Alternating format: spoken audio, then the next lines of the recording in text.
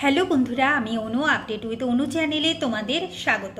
আমি চলে এসেছি কথা সিরিয়ালের আপডেট নিয়ে। কথা সিরিয়ালে দেখা যাচ্ছে যে কায়দা কারণে সবাই কথাকে এসে থ্যাংক ইউ কথা বলে। থ্যাংক ইউ বলার তো কিছু নেই, আমি তো আপন মানুষের জন্য করেছি, বিপদে আপন মানুষের পাশে দাঁড়িয়েছি, তাহলে আবার কিসের থ্যাংক ইউ।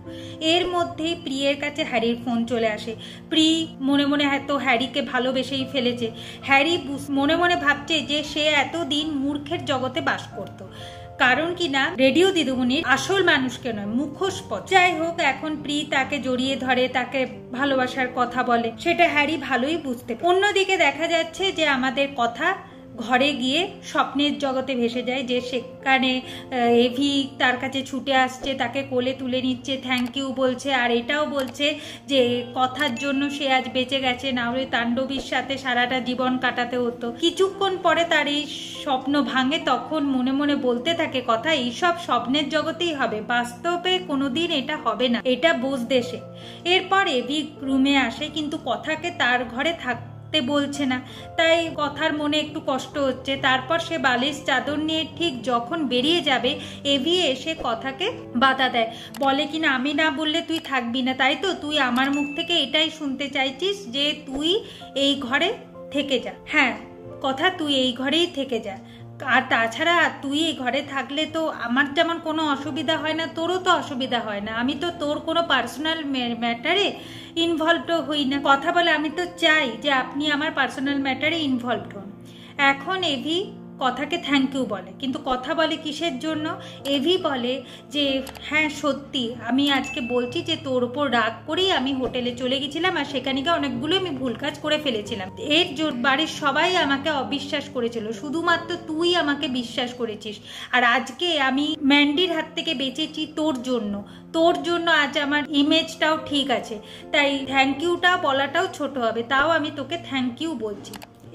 এই বলে কথা আর এভি দুজনকে জড়িয়ে ধরে। কথা মনে মনে খুব আনন্দ পায়, কিন্তু কথার মনে একটাই প্রশ্ন যে তাদের মধ্যে সম্পর্কটা কি সম্পর্কের ভিত্তিতে তারা একসাথে থাকে। এরপর দেখা যাচ্ছে এভি কথার প্রিয় জিনিসটা কথার হাতে তুলে দেয়, কি না অশ্বগন্ধা গাছ, যেটাকে কথা খুব ভালোবাসে।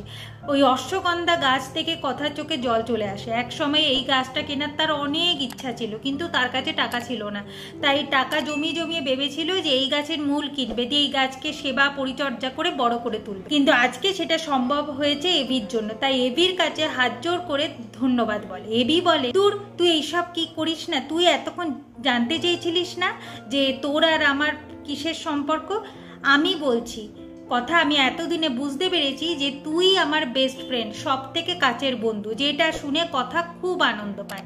কথা বলে আপনি যে আমাকে বন্ধু মেনেছেন, এটাই আমার কাছে অনেক বড় পাওনা, আর আমার কিচ্ছু চাই না, কারণ এক সময় আপনি আমাকে বলেছিলেন যে আমি নাকি আপনার বন্ধু হওয়ারও যোগ্য নই, আজ তো আমি আপনার বন্ধু হতে পেরেছি, এটাই আমার কাছে অনেক। অন্যদিকে দেখা যাচ্ছে চিত্রা আর ওই প্রান্তিক বিশ্বাস মিলে প্লটিং আবার শুরু করে দিয়েছে যে কথা আর এভির কিভাবে ক্ষতি করে। এই দিকে আবার দেখবো আমাদের এভি আর কথার মধ্যে আবার মিষ্টি ঝগড়ার খুনসুটি লেগে গেছে। আগামী পর্বে দেখা যাচ্ছে যে জগৎ ব্রহ্মপুর থেকে ঠাকুরমশাইরা আসে, তারা এসে বলে যে এবারেও গোপাল ঠাকুরকে আনবে কথা আর এভি দুজনে মিলে। গোপাল ঠাকুরকে যদি দুজনে মিলে আনে, তাহলে ওদের দুজনের জীবনে খুব তাড়াতাড়ি সুসংবাদ আসতে চলেছে। যেটা শুনে এই কথা তো একটু লজ্জা পায়, আর এভি এখন কি বলবে ঠিক করতে পারে। তবে তা ওরা দুজন মিলে যাচ্ছে জগৎ ব্রহ্মপুরে। আবার জগৎ ব্রহ্মপুরে ওদের জন্য কি বিপদ অপেক্ষা করছে সেটা দেখতে হলে স্টার জলসা এইচডিতে কথা সিরিয়ালে চোখ রাখতে হবে। আমার এই ভিডিওটা দেখবার জন্য আর আপডেট উইথ অনু চ্যানেলের পাশে থাকবার জন্য অসংখ্য ধন্যবাদ।